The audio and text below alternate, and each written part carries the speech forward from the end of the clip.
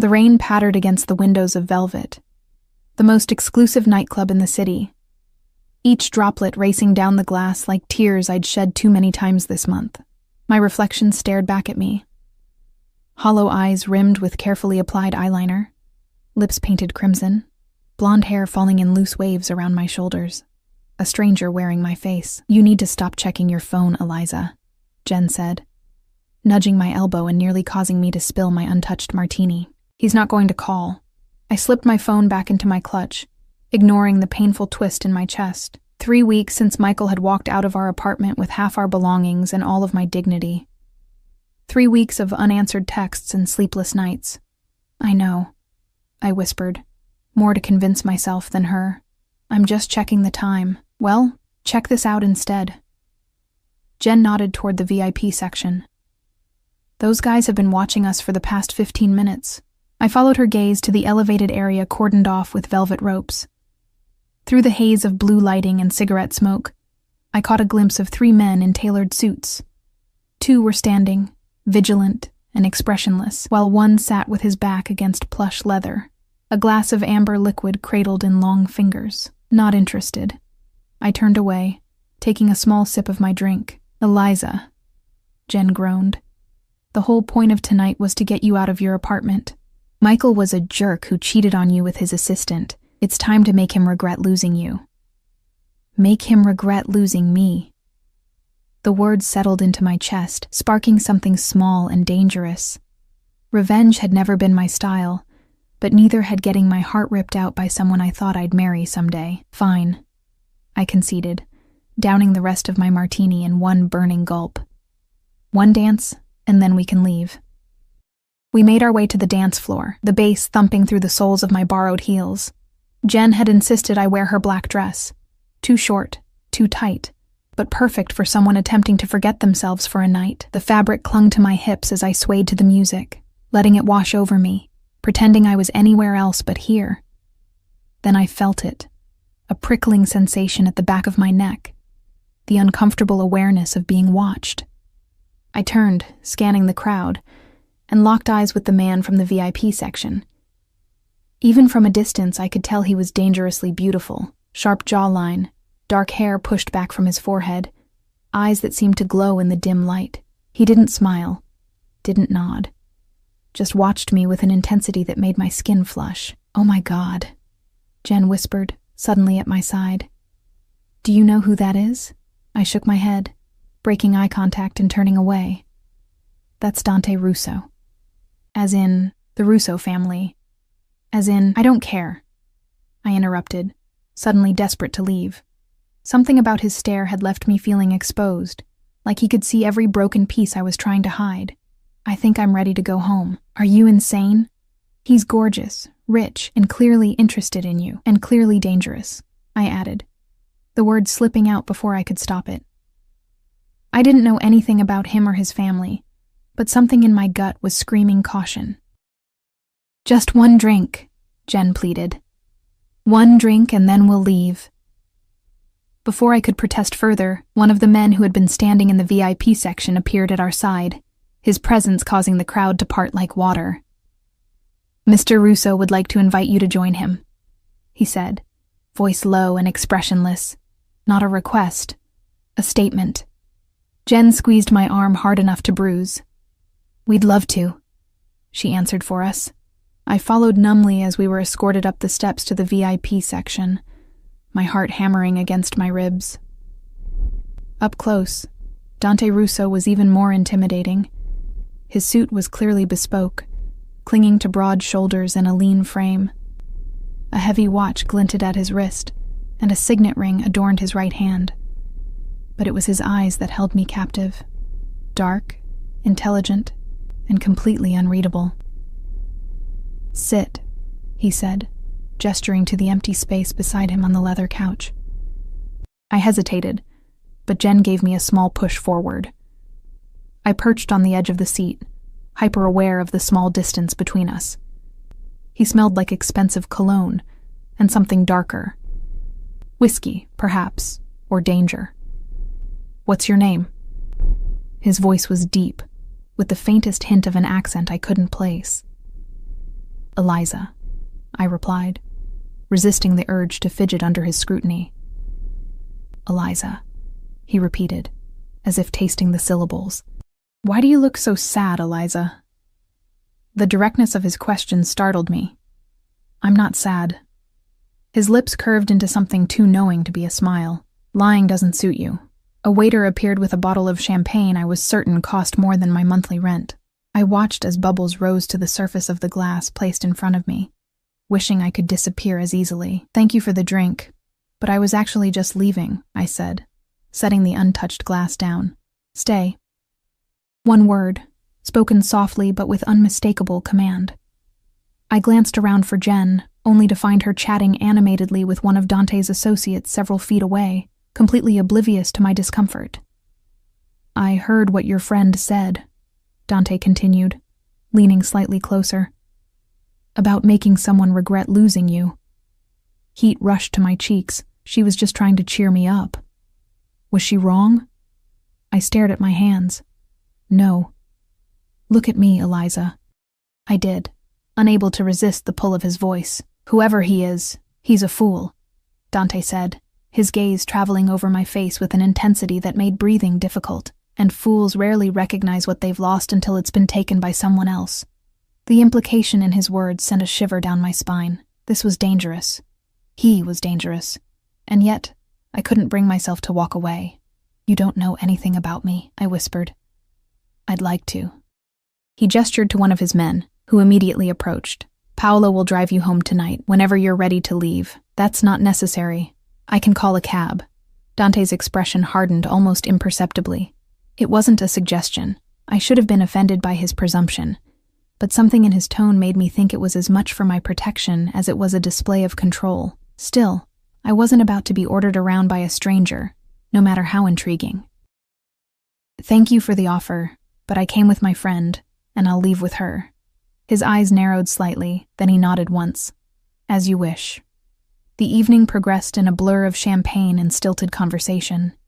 Jen was delighted by our sudden elevation to VIP status, while I remained on edge, constantly aware of Dante's presence beside me. He didn't speak much, but I felt his eyes following me whenever I shifted or reached for my drink. By midnight, the champagne had dulled my anxiety enough that I excused myself to use the restroom. The quiet of the hallway was a relief after the pounding music of the main floor. I leaned against the wall for a moment, closing my eyes and trying to make sense of the strange evening. Well. Look who's moved up in the world. My eyes snapped open at the familiar voice. Michael stood a few feet away, his expression a mixture of surprise and something darker. Beside him was a slender brunette, the assistant he'd left me for. Her arm wrapped possessively around his waist. Michael, I breathed, hating how my voice still caught on his name. What are you doing here? Same as you, apparently. His gaze swept over my dress, lingering on the hemline. Though I didn't realize you'd be jumping into bed with Dante Russo so quickly. The accusation stung more than it should have. You don't get to judge who I spend time with anymore. Do you even know who he is? Michael stepped closer, lowering his voice. The rumors about his family aren't your concern, a cold voice interrupted. I turned to find Dante standing in the hallway, his stance casual, but his eyes hard as they fixed on Michael. One of his men materialized behind him, a silent, imposing presence. Michael paled visibly, taking a step back. We were just catching up, old friends. Is that right? Dante looked at me, one eyebrow raised in question. I should have corrected him, should have explained that Michael was my ex, but something petty and vindictive kept me silent. Let him think what he wanted. Let Michael squirm. We're leaving. Michael muttered to his date, guiding her quickly past us and back toward the main floor. As they disappeared around the corner, I released a breath I hadn't realized I was holding. Thank you, I said quietly. Dante moved closer, close enough that I had to tilt my head back to meet his gaze. Was he the one? I nodded, unable to speak past the lump in my throat. He looked at you like you belonged to him, Dante said, his voice dangerously soft. He's wrong. Before I could process his words, he reached out, his fingers brushing a strand of hair from my face with surprising gentleness. You don't belong to him anymore. The implication hung in the air between us. Not a question, not quite a statement. Something more like a promise. Or a threat. "I should find Jen," I said, stepping away from his touch. "It's getting late." "Of course." He stepped back, giving me space. "But, Eliza..." I paused, looking back at him. "This isn't the last time we'll see each other." I returned to find Jen, buzzing with the encounter and eager to leave. As we gathered our things, I felt Dante watching me from across the room. I didn't look back as we exited the club, but I wasn't surprised to find a sleek black SUV waiting at the curb. The same man from earlier, Paolo, opened the door. "Mr. Russo insists." Jen squealed with delight at the prospect of a free ride home, but I hesitated, my instincts warring with my curiosity. "It's just a ride, Eliza," Jen whispered, already sliding into the luxurious interior. "Just a ride," I told myself as I followed her, but as the door closed behind us with a heavy thud, I couldn't shake the feeling that I had just stepped into something I wouldn't be able to walk away from so easily. What I didn't know then was that my innocent whisper in a nightclub had caught the attention of the most dangerous man in the city. A man who took what he wanted and never let go. A man who would soon make Michael's betrayal seem like a blessing in disguise. The next morning, I woke to sunlight streaming through curtains I'd forgotten to close and a pounding headache that matched the rhythm of my heartbeat. Memories of the previous night came flooding back in fragments: champagne bubbles, Michael's accusatory glare, and Dante Russo's intense stare that seemed to strip away every defense I'd built. "You don't belong to him anymore," his words echoed in my mind, as I dragged myself to the kitchen for coffee, my bare feet cold against the hardwood floors of my small apartment. The place felt emptier since Michael had left, taking not just his belongings, but the future I'd foolishly planned around him. I was stirring cream into my coffee when my phone chimed with a text from Jen. "OMG, did you see the news? Your new boyfriend is trending." I frowned, typing back, "He's not my boyfriend. What news?" She sent a link to a local news article. The headline made my stomach drop. "Dante Russo takes control of family empire following father's retirement." I skimmed the article, my coffee growing cold beside me. It detailed how Dante, at 32, had officially taken over the Russo Group, described as a diversified business empire with interests in real estate, hospitality, and import-export. Between the lines, however, were careful allusions to the family's controversial history and alleged connections. I set my phone down, trying to ignore the flutter of unease. Whatever Dante Russo was involved in, it wasn't my concern. Last night had been a strange detour, nothing more. I spent the morning applying for jobs, another consequence of Michael's departure. We'd worked at the same architectural firm, and while he'd kept his position as junior partner, I'd found it impossible to stay after our breakup, especially once rumors spread about why he'd left me. By afternoon, my inbox remained depressingly empty of responses, and I decided to clear my head with a walk. October had painted the city in rich golds and reds, the air crisp with the promise of winter. I pulled on a cream sweater and headed to the small coffee shop 3 blocks from my apartment. I was standing in line, mentally calculating how much of my dwindling savings I could justify spending on an overpriced latte when the hairs on the back of my neck stood up. That same feeling from the club, of being watched. Slowly, I turned, scanning the cafe. My heart stuttered when I spotted him. Not Dante, but the man called Paolo, sitting at a corner table with a newspaper and an untouched espresso. Our eyes met, and he gave a slight nod of acknowledgement before returning to his paper. Was it coincidence? It had to be. The cafe was popular, and my neighborhood wasn't exactly exclusive. But as I carried my coffee to a table by the window, the rational part of my brain insisted this was more than chance. I pulled out my phone and texted Jen. "I think I'm being followed." Her response was immediate. "What? By who?" "One of Dante's men is at my coffee shop. Could be coincidence?" "Girl, men like that don't do coincidence. He's had you followed.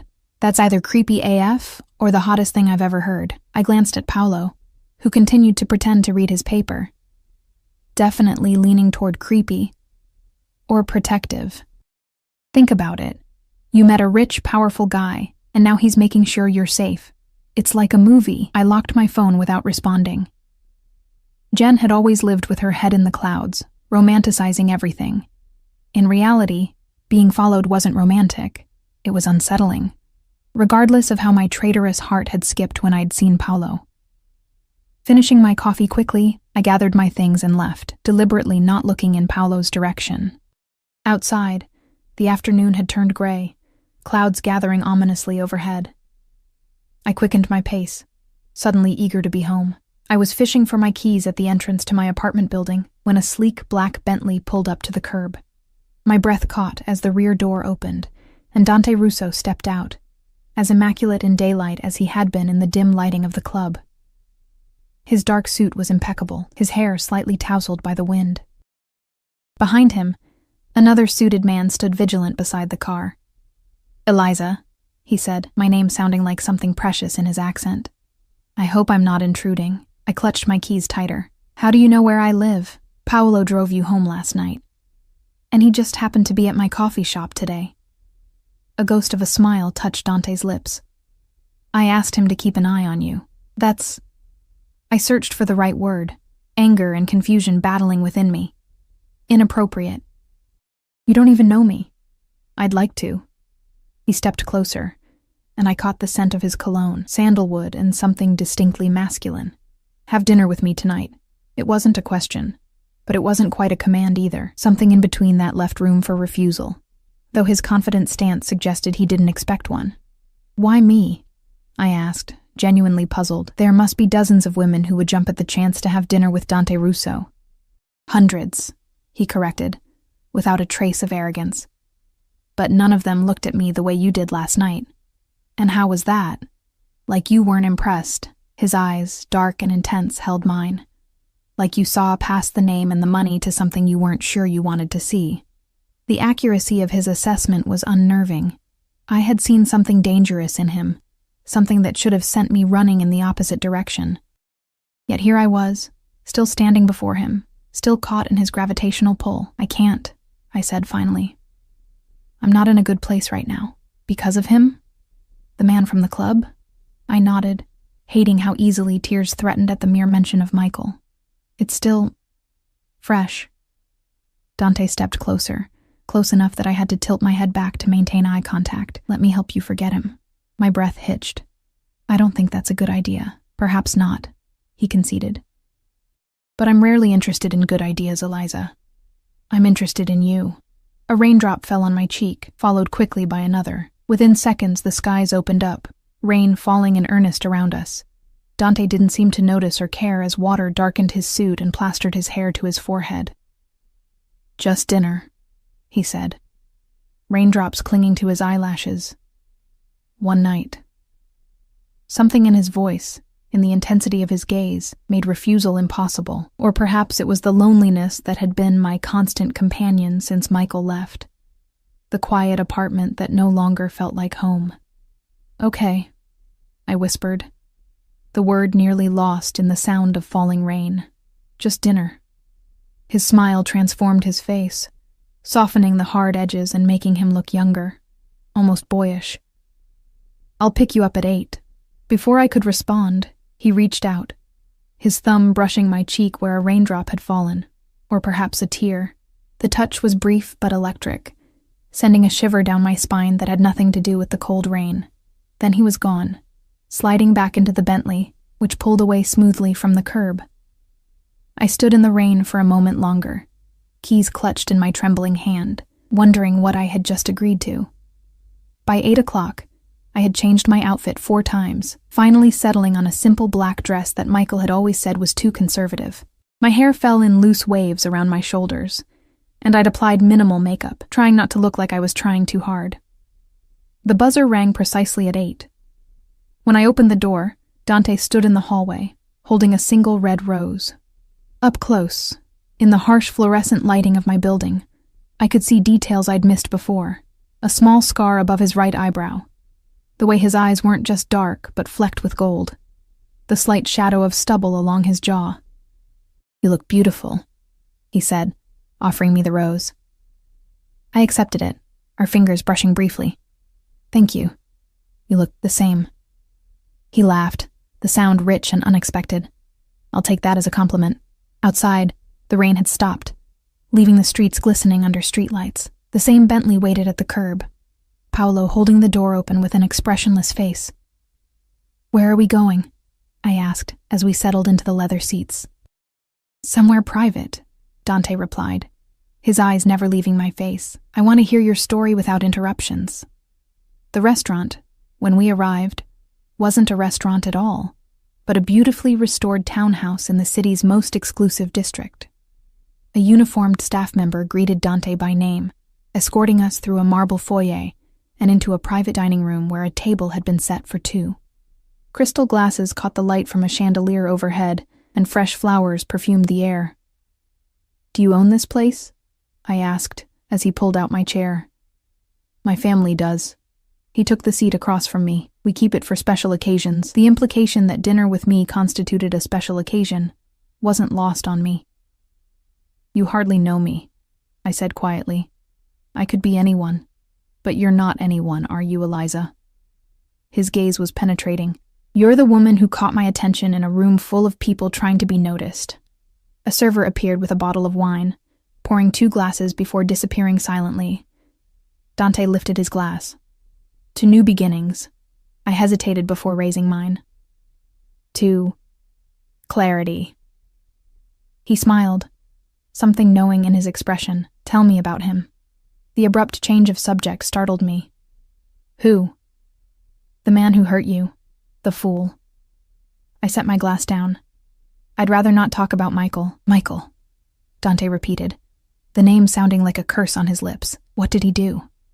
Perhaps it was the wine, or the intensity of Dante's gaze, or simply the need to finally voice the humiliation I'd been carrying, but I found myself answering. "He was my fiancé. We worked together at an architectural firm. 3 weeks ago, I came home early from a site visit to find him packing his things." I swallowed hard, the memory still raw. He told me he'd been seeing his assistant for months and that he was moving in with her. "Did he give you a reason?" Dante's voice was soft, but I could sense the anger beneath. "He said I was too predictable, too safe, that he needed someone who excited him." The words still stung, each one a reminder of my inadequacy. Dante's hand curled into a fist on the table. "He's a fool." "So you've said." And I meant it. He reached across the table, his fingers brushing mine. "There's nothing safe about you, Eliza. There's fire beneath that careful exterior. I saw it the moment I laid eyes on you." The server returned with the first course, saving me from having to respond. The meal progressed through exquisite dishes I couldn't name, each more delicious than the last. Dante directed the conversation away from Michael, asking instead about my work, my dreams, my childhood in a small town 3 hours from the city. I found myself relaxing as the evening wore on, drawn in by Dante's undivided attention and surprising wit. He spoke about his own childhood, the weight of family expectations, summers in Italy with his grandfather, the books that had shaped his worldview. He was educated, articulate, charming in a way that seemed at odds with the dangerous aura that surrounded him. Not once did he mention his family's business, or the retirement that had made headlines. When I carefully steered the conversation in that direction, he deflected with practiced ease. By dessert, a decadent chocolate creation that melted on my tongue, I had almost forgotten the circumstances that had brought us together, almost forgotten the way Paolo had followed me that afternoon, or the rumors about the Russo family that I'd skimmed in the news. "You're smiling," Dante observed, watching me over the rim of his glass. "It suits you." I set my fork down. I didn't expect to enjoy myself tonight. Because of who I am. The directness of the question caught me off guard. "Because of who I am," I corrected. "I'm not ready for whatever this is." "And what do you think this is?" His eyes never left mine, searching for something I wasn't sure I wanted him to find. "I don't know," I admitted. "But it feels complicated." "Life is complicated, Eliza. It's what makes it worth living." He leaned forward, his voice dropping to a near whisper. "I want to see you again." The intensity in his gaze made my heart race. "Dante, A discreet knock interrupted us. Paolo entered, bending to whisper something in Dante's ear. The transformation was immediate. Dante's expression hardened, the warmth in his eyes replaced by something cold and calculating. He nodded once, and Paolo retreated. I apologize, Dante said, his voice clipped. There's a matter I need to attend to. He stood, adjusting his cuffs with practiced precision. Paolo will see you home safely. Is everything okay? I asked, rising as well. Nothing for you to worry about. He moved around the table, closing the distance between us. Before I could react, he took my hand, raising it to his lips in a gesture that felt both old-fashioned and intimate. Thank you for tonight, Eliza. Then he was gone, leaving me with the lingering warmth of his lips on my skin and a growing sense that I had glimpsed only the surface of Dante Russo. Paolo drove me home in silence, the Bentley gliding through streets that seemed suddenly unfamiliar. At my door, he handed me a small velvet box. From Mr. Russo, he said, his voice betraying no emotion. Inside was a delicate silver bracelet, a small charm in the shape of a key dangling from it. There was no note, no explanation. As I closed my apartment door behind me, the emptiness seemed more pronounced than ever. I slipped the bracelet onto my wrist, the metal cool against my skin, and wondered what door that key was meant to unlock, and whether I was brave enough to find out. A week passed without word from Dante. The silver bracelet remained on my wrist, a constant reminder of our dinner and the questions it had left unanswered. I checked my phone more often than I cared to admit, caught between relief and disappointment each time the screen remained dark. Maybe he's just busy, Jen suggested over coffee at my apartment. Taking over a family empire has to involve some paperwork, right? I gave her a wry smile. Or maybe dinner was enough to satisfy his curiosity. She reached across the table, touching the bracelet. Men don't give jewelry to women they're done with. I pulled my hand away, uncomfortable with the weight her words carried. It was just a bracelet, Jen, not a diamond ring. A Bulgari bracelet, she corrected, having insisted on researching the design the moment I'd shown it to her. Worth more than my car, I sighed, rising to rinse my mug in the sink. It doesn't matter. It was one dinner, and now it's over. But even as I said the words, I knew they weren't entirely true. Something had shifted that night, awakening a part of me I'd thought died with Michael's betrayal. A part that craved connection, that wasn't afraid to want. That afternoon, I had an interview at a small design firm across town. I wore a navy blue blazer over a cream blouse, my hair pulled back in a neat ponytail. Professional, capable, everything I needed to be to restart my career. The silver bracelet was hidden beneath my sleeve, a secret talisman I couldn't bring myself to remove. The interview went well, the principal architect impressed with my portfolio and experience. As we shook hands, I felt a flutter of hope, the first tangible sign that my life was moving forward again. Emerging from the building, I blinked in the bright autumn sunlight, a smile tugging at my lips. The sidewalks were busy with late afternoon commuters, the air crisp with the promise of approaching winter. I decided to walk a few blocks before catching the subway, savoring the rare feeling of optimism. I was waiting at a crosswalk when a sleek black SUV pulled up beside me. The window rolled down smoothly, revealing Paolo's expressionless face. "Miss Parker," he said with a slight nod. "Mr. Russo would like to see you." My pulse quickened. Now? If it's convenient. Nothing about Paolo's tone suggested that inconvenience was an option, but I appreciated the pretense of choice. "I have plans," I lied, immediately wondering why I felt the need to create distance. Paolo's expression didn't change. "Mr. Russo thought you might say that. He asked me to give you this." He handed me a small envelope. Inside was a business card with an address handwritten on the back, along with a single line in elegant script: "Please." Just one word, but it carried the weight of something I couldn't quite name. Reluctance warred with curiosity, pride with a deeper, more insistent longing. "I'll meet him there," I said finally, tucking the card into my purse. "I need to go home first." Paolo nodded, seemingly unsurprised. "The car will be waiting whenever you're ready." At my apartment, I changed quickly, discarding my interview outfit for a simple black dress and low heels. I let my hair down, applied a touch of makeup, and stared at my reflection in the bathroom mirror. "What are you doing?" I whispered to myself, recognizing the dangerous territory I was entering. Dante Russo was not Michael. He was something far more complex, far more treacherous, yet I found myself back on the street, sliding into the waiting SUV, guided by something stronger than caution. The address led to a sprawling estate on the outskirts of the city, hidden behind high stone walls, and an imposing iron gate that swung open as we approached. The driveway curved through manicured gardens before revealing a mansion that looked like it belonged in another century, all stone and ivy, and leaded glass windows reflecting the setting sun. Paolo escorted me to massive wooden doors that opened before we reached them, revealing a foyer with soaring ceilings and marble floors. A maid appeared silently, taking my coat before Paolo led me deeper into the house. We passed rooms filled with antiques and artwork that belonged in museums, each space more opulent than the last. Finally, we reached a set of double doors, which Paolo opened without knocking. The library beyond was vast. 2 stories of bookshelves interrupted only by tall windows that looked out over the gardens.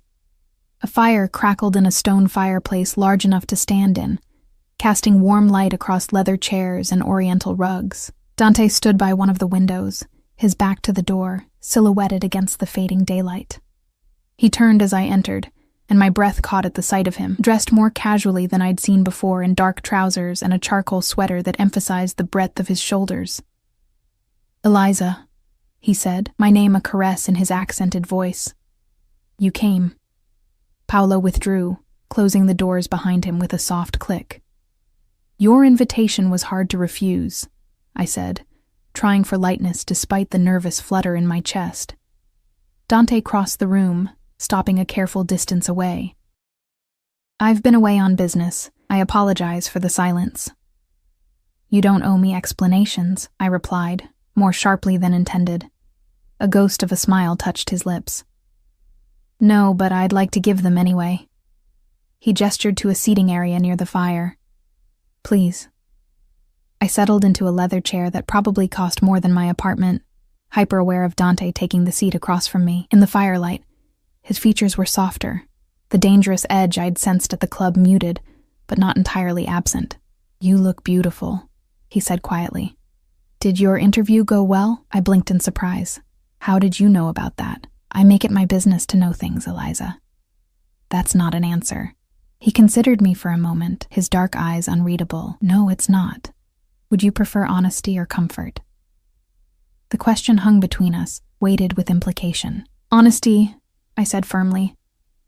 "I've had someone watching your apartment since the night we met. A chill ran through me despite the warmth of the fire. Why?" "Initially, to ensure your safety. Then, because I couldn't stay away but had obligations that required my attention elsewhere." He leaned forward, elbows on his knees. "I don't apologize for it, but I understand if it makes you uncomfortable." "It should make me uncomfortable," I said, my voice barely above a whisper. "It should make me want to leave, but I'm still here." Something flickered in his eyes, triumph, perhaps, or satisfaction. "Yes, you are." A maid entered with a tray of wine and hors d'oeuvres, setting it on the table between us before departing silently.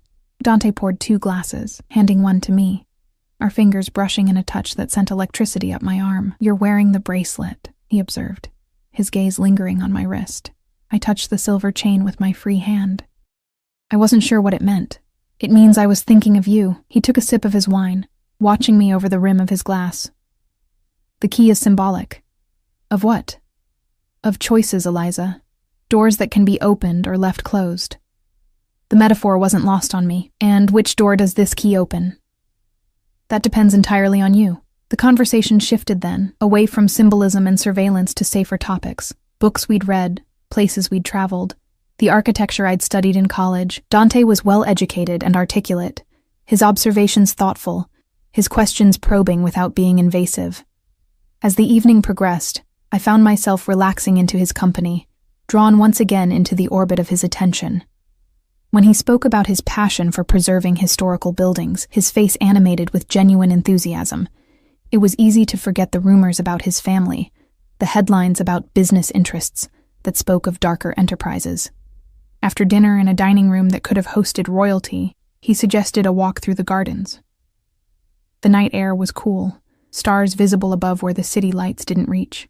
Lanterns illuminated stone pathways that wound through sculptured hedges and dormant flower beds. "This place is incredible," I said, my breath visible in the chill air. "How long has it been in your family?" "3 generations," Dante replied, walking close beside me. "My grandfather built it when he came to this country. A statement of ambition, I think."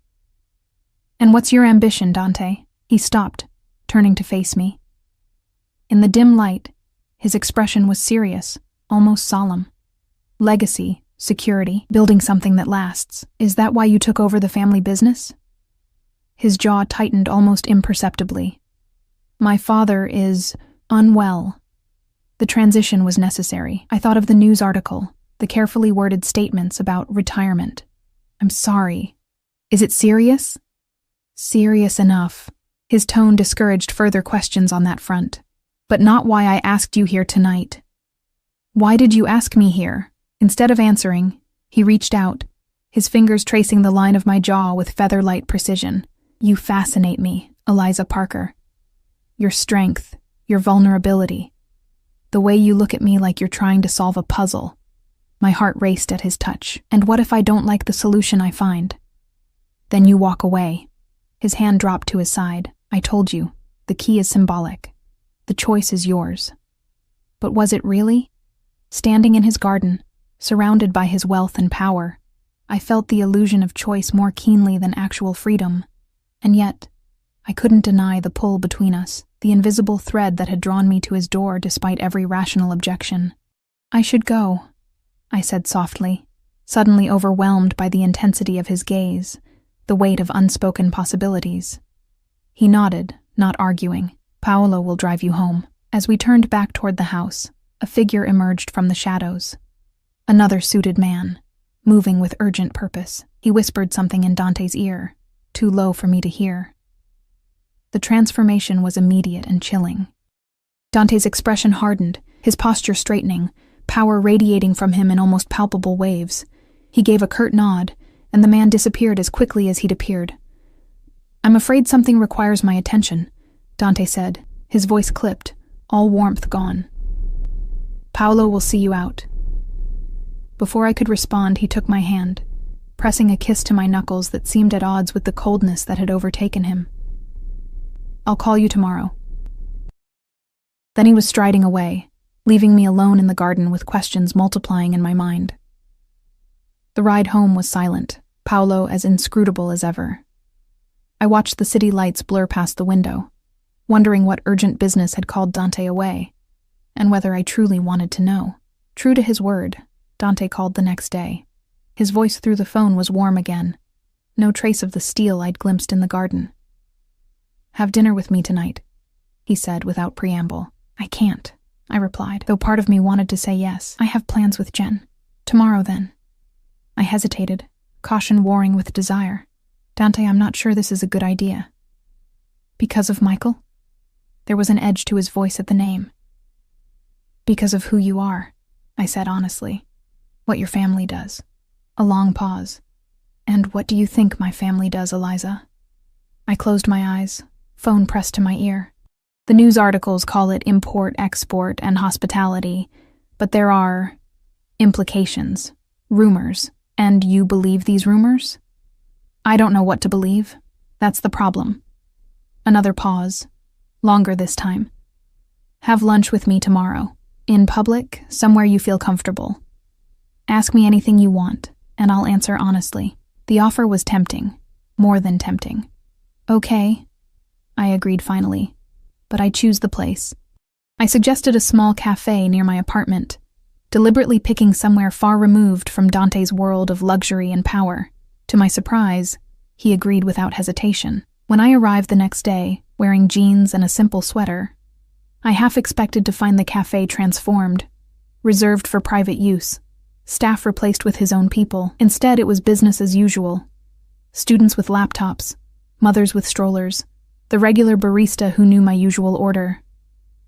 Dante was already there, seated at a corner table, looking somehow both out of place and perfectly at ease. He'd dressed down for the occasion, dark jeans and a cashmere sweater under a leather jacket, but still attracted curious glances from other patrons. No Paolo in sight, I noted as I approached, though I suspected security lurked nearby. Dante stood as I reached the table, that old-world courtesy I was beginning to expect from him. "Thank you for coming," he said, pulling out my chair. "Thank you for agreeing to meet here," I replied, settling across from him. "It feels more equal." A smile touched his lips. "Is that important to you? Equality? In relationships? Yes." "Is that what we have, Eliza? A relationship?" I felt heat rise to my cheeks. "I don't know what we have." "Neither do I," he admitted, surprising me with his candor. "But I'd like to find out." The server approached, and I ordered my usual tea while Dante requested an espresso. When we were alone again, I took a deep breath. "You said I could ask you anything," he nodded, his dark eyes steady on mine. I did. "What exactly does your family do, Dante?" "The truth." He didn't answer immediately, seeming to weigh his words carefully. "My grandfather came to this country with nothing. He built an empire through whatever means necessary in a time when legitimate opportunities were limited for immigrants like him. And now? Now we have legitimate businesses, real estate, restaurants, nightclubs, import, export. But yes, there are other interests as well. My father was old school, believed in certain traditions." His expression darkened. "I'm making changes." "What kind of changes?" "Moving away from the more problematic aspects of our operations, legitimizing everything." His gaze was intense, unwavering. "It's not an easy transition. There are those who resist change, who prefer my father's way of doing things." I swallowed hard. "Is that what you were handling last night? And at dinner last week?" A muscle ticked in his jaw. "Yes." "Does it involve violence?" "Sometimes," he admitted, his voice low. "Not by my choice, but sometimes it's unavoidable." I should have been repulsed, should have stood up and walked away. Instead, I found myself asking, "Are you in danger?" Something softened in his expression. "Are you concerned for me, Eliza? Just answer the question. There's always danger in my world, but I have good people around me." He reached across the table, his fingers brushing mine. "What I don't have is someone who sees me as more than my name, my family. Someone who asks questions instead of making assumptions." His touch was warm, electric. "Is that what you want from me? To see you?" "I want everything from you," he said simply. "But I'll start with that." The raw honesty in his voice left me breathless. This was dangerous territory, far more dangerous than I'd imagined when I'd whispered about making Michael regret losing me in a nightclub. "I have one more question," I said, my voice barely audible above the cafe's ambient noise. "Anything. Why me? Out of all the women you could have, why choose someone broken by an ordinary betrayal? Someone with no connections to your world?" Dante's fingers curled around mine, his grip gentle but firm. "Because when I looked at you that night, standing in a dress that didn't belong to you, trying to convince yourself you were having fun, I recognized something." His thumb traced circles on my palm. "Pain, yes, but more than that. Resilience. Strength. Fire waiting to be rekindled." He leaned closer, his voice dropping to a near whisper. "And because when Michael walked up to you in that hallway, I wanted to tear him apart with my bare hands for putting that look in your eyes. I wanted to erase every mark he'd left on your heart. The intensity of his words should have frightened me. Instead, they ignited something deep inside, a spark of want so fierce it took my breath away. I can't promise you safety, Eliza," he continued, his eyes never leaving mine. "But I can promise that if you choose to open that door, to use that key, you will never feel invisible or unwanted again." In that moment, sitting in an ordinary cafe on an ordinary day, I felt the weight of a decision that would change everything. The rational part of my brain screamed caution, reminded me of all I'd read about the Russo family, all Dante had just admitted to. But another part, the part that had been shattered by Michael's betrayal, the part that craved to feel alive again, whispered that some doors were worth opening, regardless of what waited on the other side. "I need time," I said finally, "to think." He nodded, releasing my hand. "Take all the time you need. I'm not going anywhere." As I left the cafe, the silver bracelet caught the sunlight, the tiny key gleaming like a promise or a warning. 3 days passed without word from Dante. True to his promise, he was giving me time to think, though the silver bracelet on my wrist felt heavier with each passing hour, a constant reminder of the choice that loomed before me. I'd received an offer from the design firm I'd interviewed with, a lifeline back to normalcy and independence. I accepted immediately, grateful for the distraction of work and the promise of rebuilding my career. On my first day, I arrived early, coffee in hand, portfolio tucked under my arm. The office was modern but small, nothing like the prestigious firm I'd left behind, but it hummed with a creative energy that felt immediately welcoming. Eliza Parker? A woman with silver-streaked hair and tortoise-shell glasses approached, hand extended. "I'm Claire Matthews. We spoke on the phone.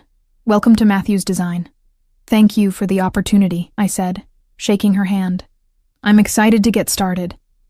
Claire showed me to a desk by a window overlooking a tree-lined street. "We're working on a renovation for the old public library. I thought you might want to take the lead on the interior concepts, given your background."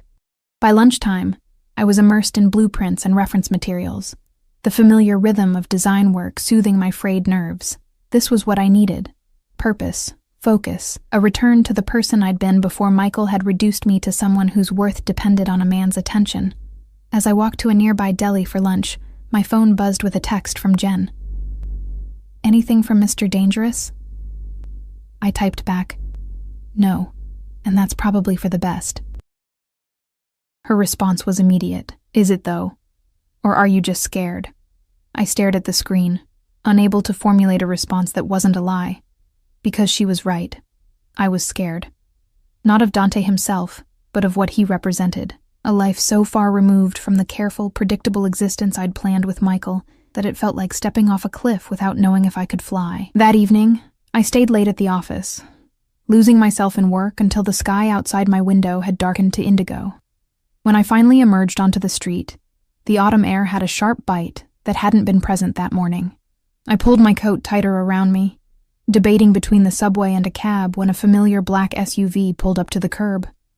My heart stuttered as the rear window lowered to reveal Dante's face, shadowed in the dim interior. "How was your first day?" he asked, as casually as if we'd planned this meeting. I stared at him, caught between irritation and a treacherous flutter of pleasure at seeing him again. "How did you know it was my first day?" "I called the firm when they offered you the position, to congratulate them on their excellent choice." His lips curved in a slight smile. "I may have also sent them a client or two." "You had no right," I said, anger flaring at his presumption. "I don't need your help to succeed." "I know that." His expression turned serious. "But the world isn't always fair to talented people, Eliza. Sometimes deserving candidates are overlooked for reasons that have nothing to do with merit. So you, pulled strings to get me hired?" "No." He opened the door, sliding over to make room. "I simply ensured that your talent received the recognition it deserved. Get in. It's cold." I hesitated, my pride warring with curiosity, and the undeniable desire to be near him again. "Please," he added, the word an echo of the note that had accompanied his address days earlier. I slid into the warmth of the SUV, the leather seat soft beneath me. Dante sat close enough that I could smell his cologne, feel the heat radiating from his body. "I have a proposition for you," he said as the car pulled smoothly away from the curb. "I'm not sure I want to hear it." He smiled, the expression transforming his face in a way that still caught me off guard. "It's not that kind of proposition. At least, not yet." Heat rushed to my cheeks. "What then?" "My family owns a building downtown, one of the original factories from the industrial era. It's been sitting empty for years, but the architecture is remarkable. I'd like to restore it, turn it into something useful, apartments perhaps, or a mixed-use space." His eyes held mine. "I'd like you to design it." I blinked in surprise. "Me? But I just started at Matthews." "This would be a separate project, independent consulting. Claire has already agreed to the arrangement." The realization that he'd planned this, had spoken to my new employer without my knowledge, should have angered me. Instead, I found myself intrigued by the opportunity, and by the chance to see more of Dante's world. "Why me?" I asked, echoing the question I'd posed in the cafe. Because you're talented. Because I want to see what you can create when given free rein. His voice dropped lower. And because I want a reason to see you that doesn't involve explaining my family's history over coffee. The honesty of his answer disarmed me. I'd need to see the building first. Of course. He glanced at his watch. We could go now, if you'd like. Now? It's almost 8 o'clock. Is there somewhere else you need to be? There wasn't, and we both knew it. Fine, I conceded. Show me this building. Dante gave Paolo an address, and we rode in comfortable silence through streets that grew progressively less manicured, finally stopping before an imposing brick structure that occupied nearly a full city block. Illuminated by streetlights, it loomed against the night sky, windows boarded, walls covered in decades of grime. It doesn't look like much now, Dante admitted, as we stood on the sidewalk, gazing up. But wait until you see inside. A security guard appeared from nowhere, unlocking a heavy metal door. Dante took a flashlight from him, offering me his other hand. Watch your step. I hesitated before placing my hand in his, the contact sending a now familiar jolt up my arm. His grip was warm and sure as he led me into the darkness. The beam of the flashlight swept across a vast interior space, illuminating soaring ceilings, massive windows, and cast-iron columns that rose like ancient trees. Despite the dust and debris, the beauty of the architecture was unmistakable. The proportions perfect, the details intact beneath years of neglect. This is incredible, I breathed, my voice echoing in the emptiness. I knew you'd see it, Dante said, satisfaction evident in his tone. The flashlight beam caught his profile as he gazed upward, highlighting the strong line of his jaw, the curve of his lips. It's been in my family for generations, but no one knew what to do with it. Until now.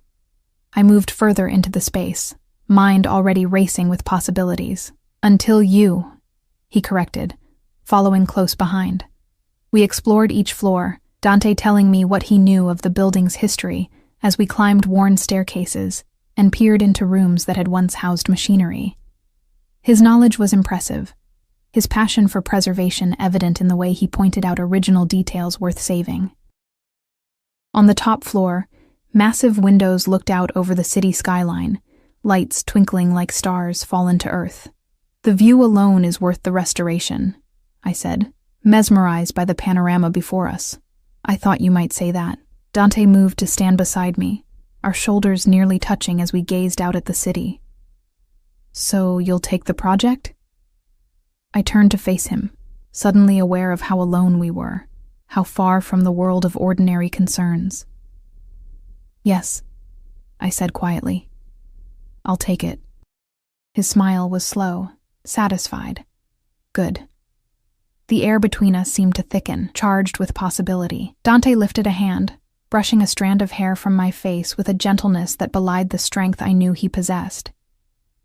Eliza, he said, my name almost a question. I knew what he was asking, what he had been asking since that first night at the club.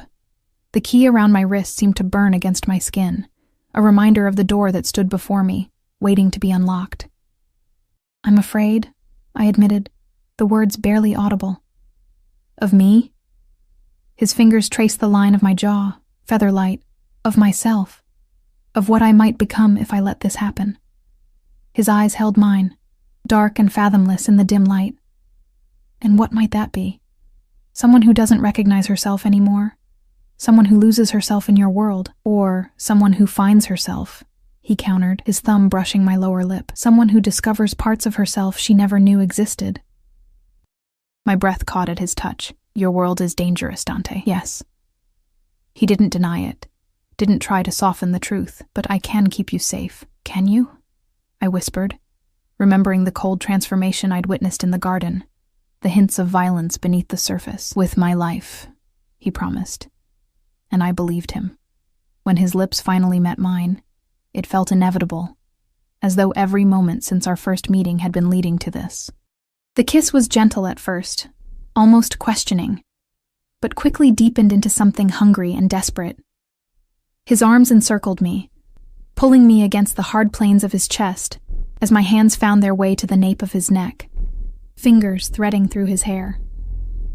Time seemed to suspend as we stood entwined against the backdrop of the city.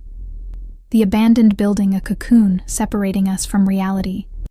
When we finally broke apart, both breathing heavily, I felt altered, as though something fundamental had shifted within me. Dante's eyes were dark with desire, his expression fierce and possessive. "Come home with me," he said, his voice rough. The request was tempting, dangerously so, but something held me back, a last vestige of self-preservation. "Not tonight," I said softly. "I need time," he finished for me, a rueful smile touching his lips. "Always time with you. Is that a problem?" He brushed his thumb across my cheek. "No, you're worth waiting for, Eliza Parker." The drive back to my apartment was charged with unspoken desires, the space between us on the leather seat both too wide and not wide enough. When the SUV pulled up to my building, Dante walked me to the door, his hand resting lightly at the small of my back. "I'll call you tomorrow about the project," he said, restraint evident in the careful distance he maintained. "Okay." I fumbled for my keys, suddenly shy under his intense gaze. "Eliza." He waited until I looked up at him. "Thank you." "For what?" "For seeing me. Not just Dante Russo, but me." The sincerity in his voice touched something deep inside me. Before I could overthink it, I rose on tiptoe, pressing a quick kiss to his lips before retreating into my building. That night, I dreamed of empty buildings filled with light, of keys and doors, and the feeling of falling with no fear of hitting the ground. The next morning brought a delivery, a sleek tablet with blueprints of the factory building already loaded, along with historical photographs and structural reports. The accompanying note was simple: to build something new, D. I spent the weekend immersed in research, sketching preliminary concepts between shifts at Matthew's design. By Monday, my apartment was covered in drawings and material samples, my mind buzzing with possibilities. Dante called each evening, our conversations ranging from technical details of the project to personal histories we'd never shared with anyone else. He told me about growing up in the shadow of his father's reputation, about summers in Italy, with a grandfather who taught him to value tradition while embracing change. I shared stories of my small-town childhood, my parents' divorce, the scholarship that had brought me to the city, and the dreams that had kept me there. With each call, each shared confidence, the space between our worlds narrowed, though I knew it would never disappear entirely. A week after our kiss in the abandoned factory, Dante invited me to dinner at his estate. To discuss the project, he said. Though we both knew it was more than that, I accepted, the decision easier than it should have been. Paolo picked me up at 7, driving me through the iron gates that no longer seemed quite so imposing. This time, Dante met me at the door himself, taking my coat with a familiarity that sent warmth coursing through me. "I thought we'd eat in the conservatory," he said, leading me through the mansion to a glass structure attached to the rear. Inside, tropical plants created a lush garden around a small table set for 2. Overhead, stars shone through the glass ceiling, more visible here away from the city's glow. "This is beautiful," I said, accepting the glass of wine he offered. It was my mother's favorite room. A shadow crossed his face. She died when I was 10. I touched his arm gently. "I'm sorry." He covered my hand with his. It was a long time ago. Dinner was served by a staff that appeared and disappeared with practiced discretion. The food was exquisite, the wine perfectly paired, but it was Dante's undivided attention that made the evening extraordinary. He listened as I explained my vision for the factory building, asking insightful questions that helped refine my ideas. "You're remarkable," he said as we lingered over dessert. "The way you see potential where others see only decay. Isn't that what you do too?" I asked. "See something worth saving in the things your family built, even if the methods were questionable?" A slow smile spread across his face. "Perhaps we're not so different after all." "Perhaps not," I agreed, the realization both surprising and comforting. After dinner, he gave me a proper tour of the estate, the art collection his grandfather had started, the library where generations of Russos had studied, the music room with its grand piano that Dante admitted he played, though not as well as I should, given the lessons I endured. We ended in a sitting room off the main bedroom, a more intimate space than the formal rooms downstairs. A fire crackled in the hearth, casting golden light across rich furnishings. "Would you like a drink?" Dante asked, moving to a bar cart in the corner. "No," I said softly. "I don't want anything to blur tonight." He set down the crystal decanter he'd picked up, turning to face me. The firelight caught the angles of his face, his eyes dark and intent.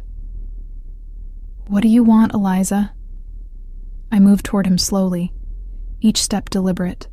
The silver bracelet gleamed on my wrist, the key a reminder of the choice before me, a choice I realized I'd already made. "You," I answered simply. "I want you." Something fierce and primal flashed in his eyes before he closed the distance between us, gathering me into his arms with a hunger that matched my own. His kiss was possessive, claiming, his hands moving over me as if memorizing every curve. "Are you sure?" he whispered against my lips, restraint evident in the tension of his body. In answer, I reached for the buttons of his shirt, my fingers steady despite the pounding of my heart. "I'm sure." His control seemed to snap at my words. He lifted me effortlessly, carrying me through to the bedroom beyond, where he laid me on a bed draped in silk the color of midnight. What followed was a revelation. Dante's body hard and perfect above mine, his hands alternately gentle and demanding as they explored every inch of me. He whispered my name like a prayer, like something precious, as we moved together in the darkness. Afterward, lying in his arms with my head on his chest, I traced the lines of a scar that ran across his ribs, evidence of the danger that was never far from his world. "How did you get this?" I asked, my finger following the silvery mark. "A disagreement with a business associate," he said, his hand stroking my hair, "before I took over from my father." I propped myself up on one elbow, studying his face in the dim light. "Are there many more like it?" "A few." His expression was guarded. "Does that bother you?" "Yes," I admitted, "but not for the reason you think. I don't like the thought of you in danger." His features softened, something vulnerable passing across his face. "No one has worried about me in a very long time, Eliza. Well, someone should." I pressed a kiss to the scar, then to his lips. "Someone does." He pulled me closer, his arms tightening around me as if he feared I might disappear. "Stay," he murmured against my hair. "Stay with me tonight." I nodded, settling back against his chest, listening to the steady beat of his heart beneath my ear. For the first time since Michael's betrayal, perhaps for the first time ever, I felt completely seen, completely wanted. Not for who I might become or what I might offer, but for exactly who I was. As sleep claimed me, I knew with certainty that the door was open now. The key turned in the lock. Whatever waited on the other side, danger, passion, a world I could barely imagine, I would face it with my eyes open, my choice made. What I didn't know was how soon that choice would be tested, or how high the stakes would become. Morning sunlight streamed through windows I didn't recognize, warming my skin as I blinked away sleep. For a moment, disorientation gripped me, the silk sheets, the vast bedroom, the unfamiliar weight of an arm draped possessively across my waist. Then memory rushed back, and with it a flush of heat that had nothing to do with the sun. I turned carefully, not wanting to wake Dante, and found myself facing his sleeping form. In repose, he looked younger, the hard edges of vigilance softened by slumber. Dark lashes fanned against his cheeks, his hair tousled from my fingers, his lips slightly parted. A bruise darkened one shoulder. My doing, I realized with a mix of embarrassment and pride. As if sensing my scrutiny, his eyes opened, instantly alert despite the early hour. He watched me for a moment, something almost like wonder in his gaze. "You stayed," he said, voice rough with sleep. I did. I reached out, tracing the line of his jaw with my fingertip. "Good morning." His answering smile was slow, intimate. He caught my hand, pressing a kiss to my palm that sent a shiver down my spine. The best morning. What followed was a leisurely rediscovery of each other's bodies, unhurried in the golden light of dawn. Afterward, wrapped in his silk robe, I stood on the balcony outside his bedroom, watching mist rise from the gardens below while Dante ordered breakfast. "You're thinking too hard," he said, joining me with a cup of coffee that he placed in my hands. "I can see it in your face," I accepted the coffee gratefully, the porcelain warm against my palms. Just processing. Regrets? His tone was casual, but I caught the tension beneath the question. No, I said honestly, meeting his gaze. Just wondering what happens now. He leaned against the balustrade, watching me over the rim of his own cup. What would you like to happen? The question was deceptively simple. What did I want? A return to my carefully ordered life seemed impossible now, like trying to fit back into clothes I'd outgrown. But diving headlong into Dante's world, with all its complexities and dangers, terrified me. I want balance, I said finally. My work, my independence, but also this. I gestured between us, whatever this is becoming. Dante set down his cup, closing the distance between us. His hand settled on my waist, warm and steady. This, he said softly, is everything, Eliza. But your independence is part of what draws me to you. I would never ask you to give that up. Relief washed through me at his understanding. Thank you. His lips brushed mine, a gentle promise. Just don't shut me out. The rest, we can figure out together. Breakfast arrived. A feast served on the balcony as the sun climbed higher in the autumn sky. We spoke of practical things, my work schedule, the factory project, a charity gala he was hosting the following weekend. You'll come, of course, he said, refilling my coffee cup. As my guest, the thought of appearing publicly at Dante's side, of stepping fully into his world, sent a flutter of anxiety through me. Will there be press? He nodded, understanding my concern. Some. But you won't be alone. I'll be with you every moment. I took a deep breath, pushing down the fear. Okay. I'll need a dress. Already taken care of. At my raised eyebrow, he added, a selection will be delivered to your apartment. Choose whatever you like. Dante, I began, a protest forming, but he silenced me with a look. Let me do this for you, Eliza. Not because you need it, but because it pleases me to give you beautiful things. Put that way, it was difficult to argue. Fine, but I'm paying for the alterations. He laughed, the sound rich and genuine. A compromise. I'm learning. Paolo drove me home later that morning, my body pleasantly sore, my mind oddly at peace despite the magnitude of the step I'd taken. At my apartment door, he handed me a small box, another gift from Dante. Inside was a delicate gold chain with a small, perfect key that matched the silver one on my bracelet. The note simply read, for safekeeping, D. The symbolism wasn't lost on me. I fastened the necklace around my throat, the key settling in the hollow between my collarbones like it belonged there. The week that followed developed a rhythm. Days spent at Matthew's design, evenings divided between work on the factory project and time with Dante. Sometimes he came to my apartment, seeming oddly at home in my modest space. Other nights, Paolo drove me to the estate, where we'd dine and talk and make love with an intensity that left me breathless. Dante was careful to keep certain aspects of his business separate from our time together, but occasionally I glimpsed the other side of his life.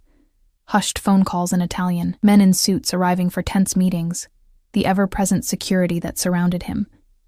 He never lied about the nature of his world, but neither did he burden me with details I might be safer not knowing.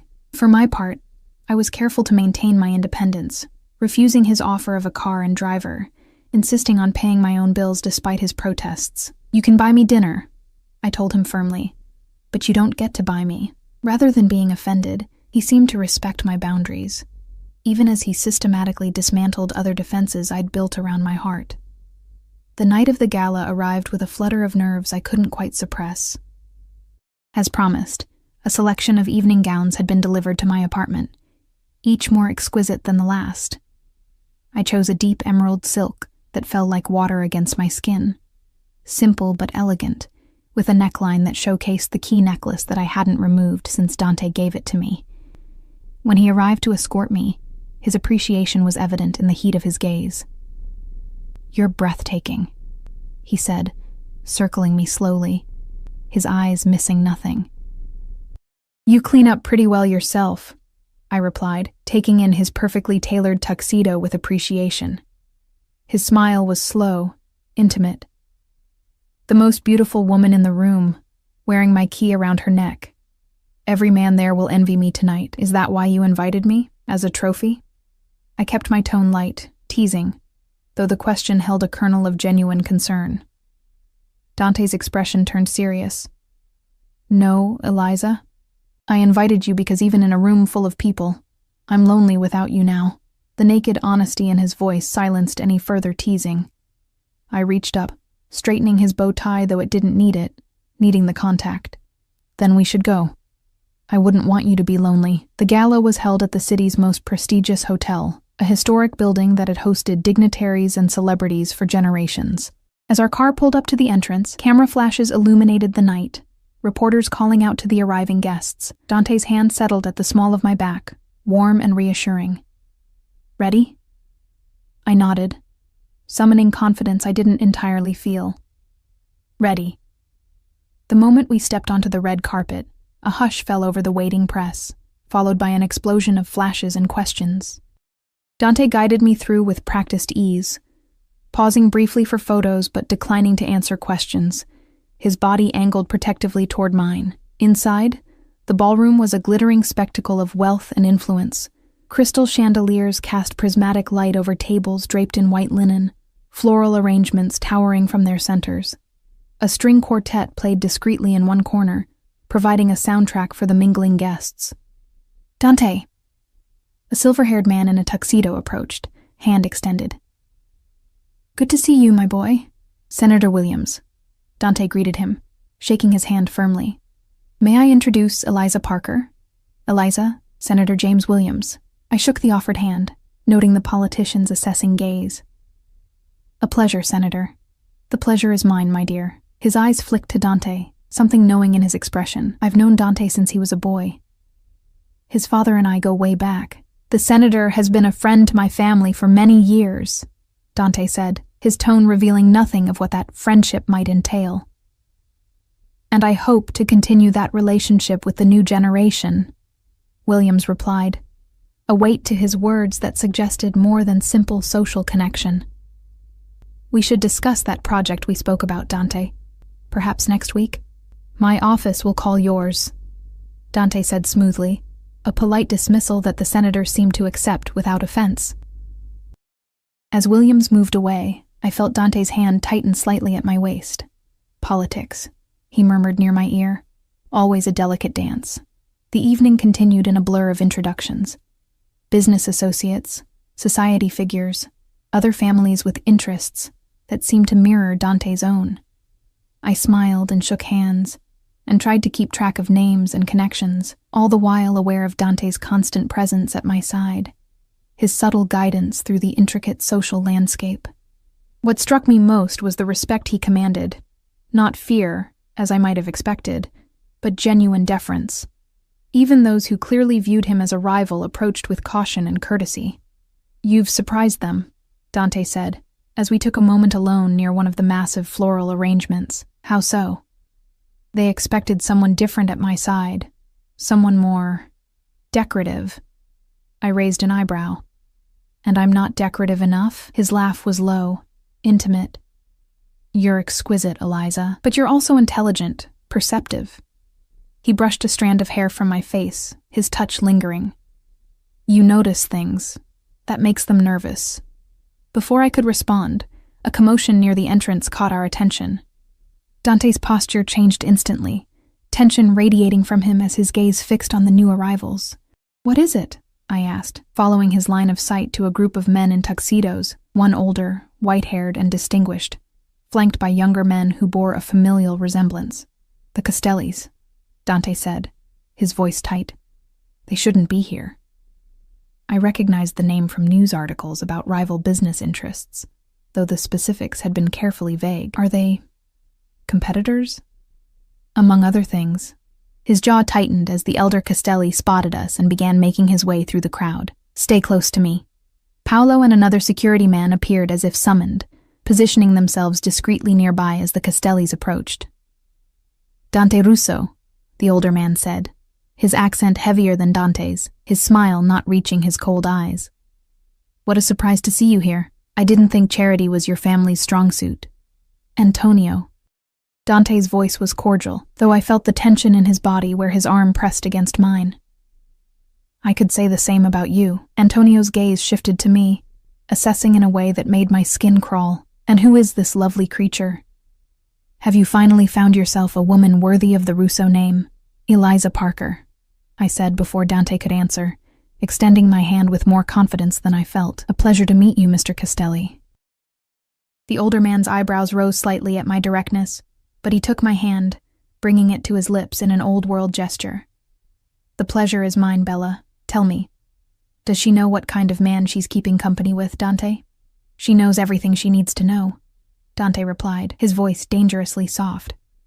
Antonio released my hand, his eyes never leaving Dante's. Everything? I doubt that very much. He gestured to the younger men behind him. You remember my sons, of course.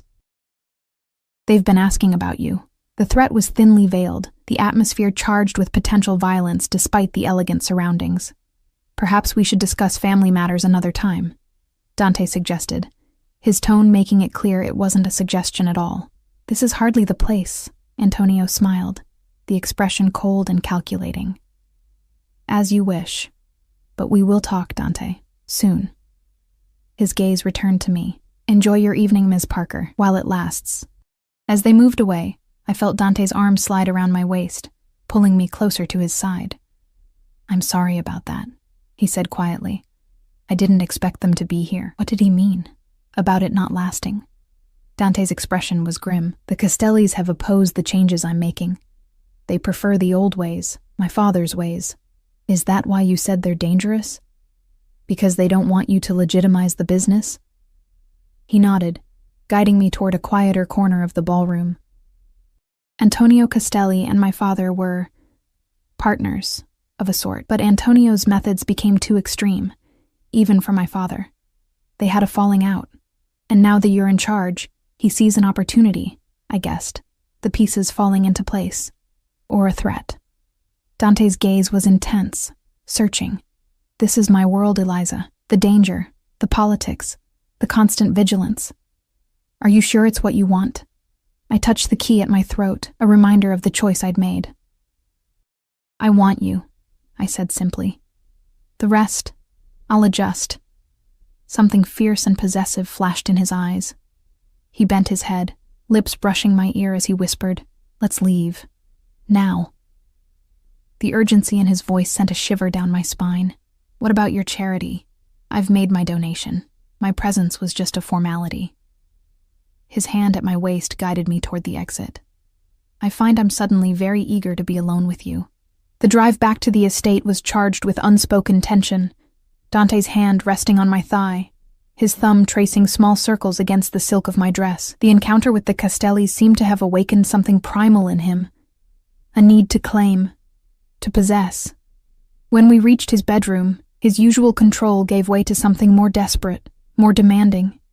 He took me against the door before we even made it to the bed, my emerald dress pushed up around my waist, his hands gripping my hips hard enough to bruise. Later, as we lay tangled in the sheets, my head pillowed on his chest, he traced lazy patterns on my bare shoulder. I should apologize for my behavior, he murmured. I propped myself up on one elbow, studying his face in the dim light. Don't you dare.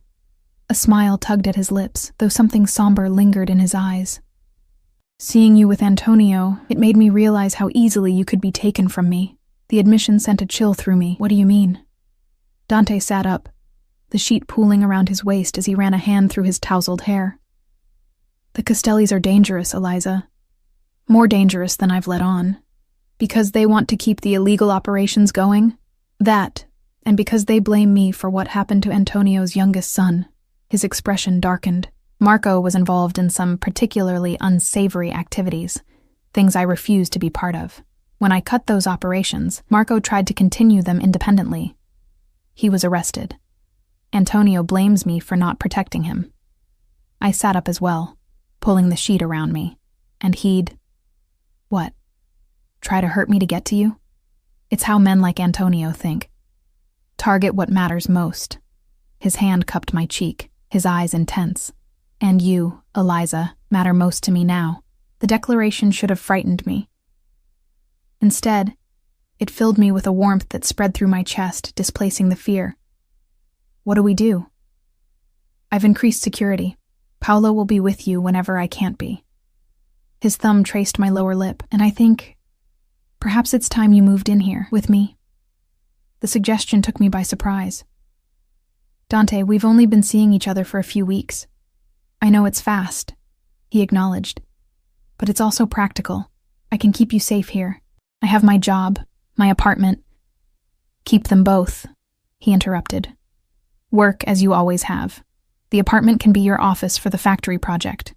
But come home to me at night, Eliza. Let me know you're safe. Home.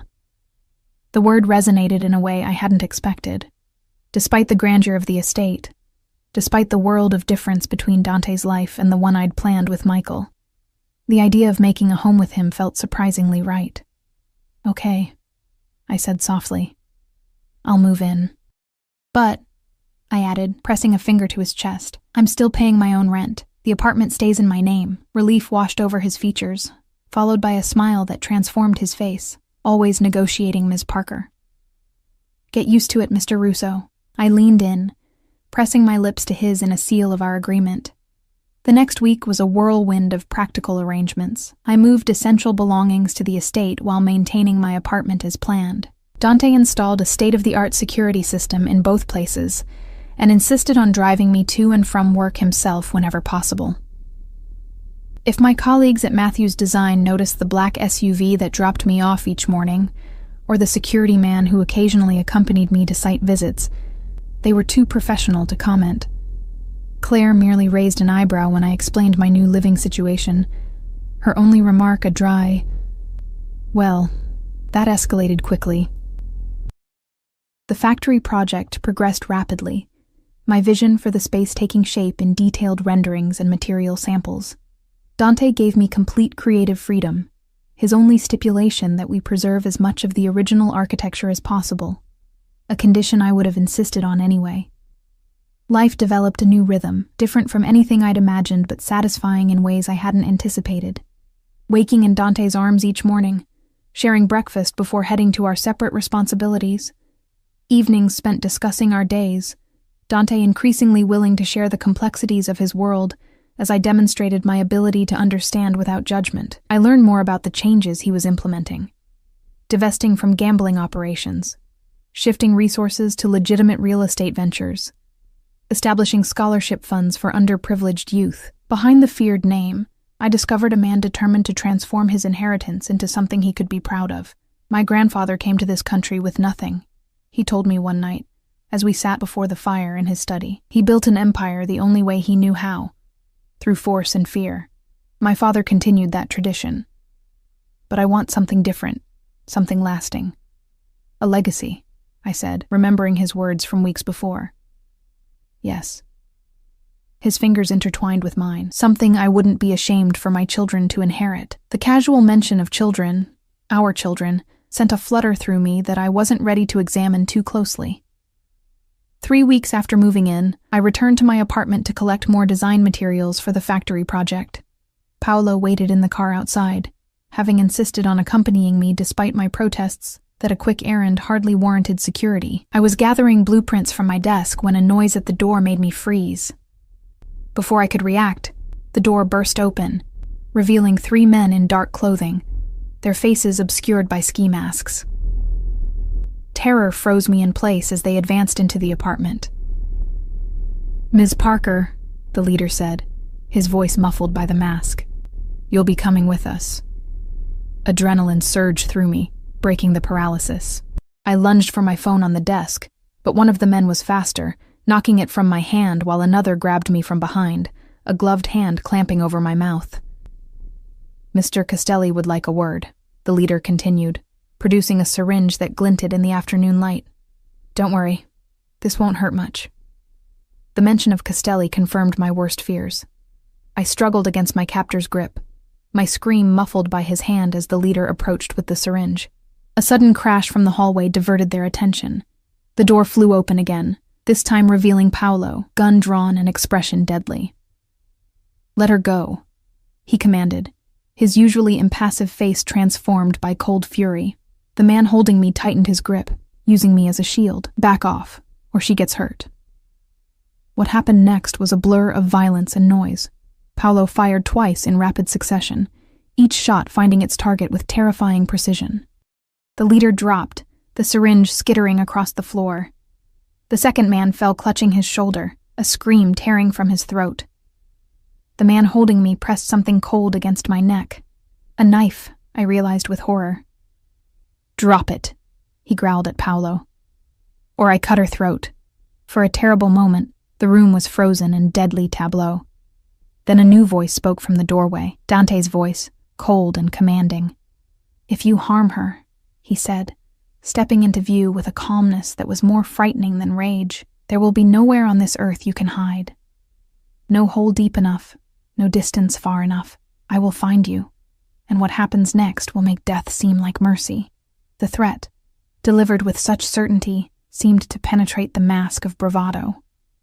The knife at my throat wavered, then lowered slightly. It was all the opening Paolo needed. His third shot found its mark, and suddenly I was free, falling forward as my captor collapsed behind me. Dante was there instantly, gathering me into his arms, his body shielding mine from the carnage as he guided me toward the door. "Don't look," he murmured against my hair. "Just keep walking." Outside, more of Dante's men had arrived, securing the scene with efficient precision. He bundled me into the waiting SUV, his arm tight around my shoulders as Paolo took the wheel. "Are you hurt?" Dante asked, his hands moving over me, checking for injuries with gentle urgency. I shook my head, shock making it difficult to form words. "How did you—" Paolo called when he realized something was wrong. I was nearby. His voice was steady, but I could feel the rage vibrating through him, barely contained. "Castellis," he said, the name a curse. "This ends tonight." Fear cut through the shock. "What are you going to do?" His expression hardened, something cold and ruthless replacing the man I'd come to know. "What's necessary?" "Dante, please," I gripped his arm. "Don't do something you can't come back from. Not because of me." Something in my voice seemed to reach him. The deadly calm in his eyes flickered, replaced by a different kind of determination. "I won't let them threaten you, Eliza." "I can't. Then find another way," I urged. "You've been working so hard to change things, to build something better. Don't throw that away now." He was silent for a long moment, conflict evident in the tension of his body. Finally, he nodded once. "Another way, then." That night, after a doctor had examined me and found nothing worse than bruises and shock, Dante made a series of phone calls, to the police commissioner, to Senator Williams, to other names I didn't recognize. By morning, news had broken of a major organized crime bust, with Antonio Castelli and his sons arrested on charges ranging from racketeering to attempted kidnapping. "How?" I asked Dante as we watched the news coverage from the safety of his study. "Evidence I've been gathering for months," he explained, his arms secure around my shoulders. "Financial records, witness statements, recorded conversations. I was waiting for the right moment to turn it over to authorities I trust." "And this was the right moment?" His eyes met mine, fierce and unwavering. "They threatened you." There was no choice after that. I leaned into his embrace, the events of the previous day still raw, but beginning to recede. "What happens now? With your business? With the changes you wanted to make?" "We continue," he said simply. "With the Castellis gone, the last major opposition to legitimate operations is removed. It won't be easy, but the path is clearer now." "And us?" I asked quietly, the question that had been hovering since the moment of danger. Dante turned to face me fully, taking my hands in his. "When I saw that knife at your throat," he said, his voice rough with emotion, "I realized something I think I've known since the night we met. I can't imagine my life without you in it, Eliza." He reached into his pocket, withdrawing a small velvet box. "This isn't because of what happened yesterday," he said as he opened it, revealing a diamond ring that caught the morning light. "I've had this for weeks, waiting for the right moment." My breath caught as he knelt before me, still holding my hands. "Eliza Parker, you walked into my life and saw the man behind the name, behind the reputation. You challenged me, believed in me, made me want to be worthy of you. His dark eyes held mine, vulnerable in a way I'd rarely seen. Will you marry me? Tears blurred my vision as I looked down at him. This powerful, complex man who had upended my carefully planned life and given me something far more precious in return. The irony wasn't lost on me. I'd gone to that club wanting to make Michael regret losing me, never imagining I'd find someone who made Michael's betrayal seem like a blessing in disguise. Yes, I whispered. Then more strongly, yes, I'll marry you. Joy transformed Dante's face as he slid the ring onto my finger, then pulled me into his arms. His kiss a promise of the future we would build together, a future that would blend my world of creation and his world of power into something entirely new. Later that evening, as we stood on the balcony watching the sun set over the estate that would now truly become our home, Dante's arms wrapped around me from behind, his cheek resting against my hair. Are you sure, Eliza? He asked softly. My world will never be entirely safe, entirely normal. I turned in his embrace, meeting his gaze steadily. I don't want normal, I told him, the truth of it resonating deep within me. I want you, all of you, exactly as you are. His smile was slow, tender in a way few people would ever see. And I want all of you, your strength, your vision, your unwavering heart. As his lips met mine, the silver bracelet and gold necklace caught the fading light. 2 keys, 2 doors that had led us to each other. Michael had been wrong about so many things, but most of all in thinking I was too predictable, too safe. With Dante, I had discovered depths of courage and passion I never knew I possessed. I had whispered, "Make him regret losing me," in a desperate attempt to reclaim my worth. Instead, I had found a man who never made me question it in the first place, a man who saw me, valued me, and would move heaven and earth to keep me safe at his side. The door was open now, the path before us uncharted but filled with possibility. Whatever challenges came, whatever shadows lingered from the past, we would face them together, the architect and the reformed crime boss, building a future neither of us could have imagined alone. And somewhere across the city, I knew with absolute certainty that Michael was indeed regretting his choice, though I no longer cared. I had found something far more precious than revenge. I had found home.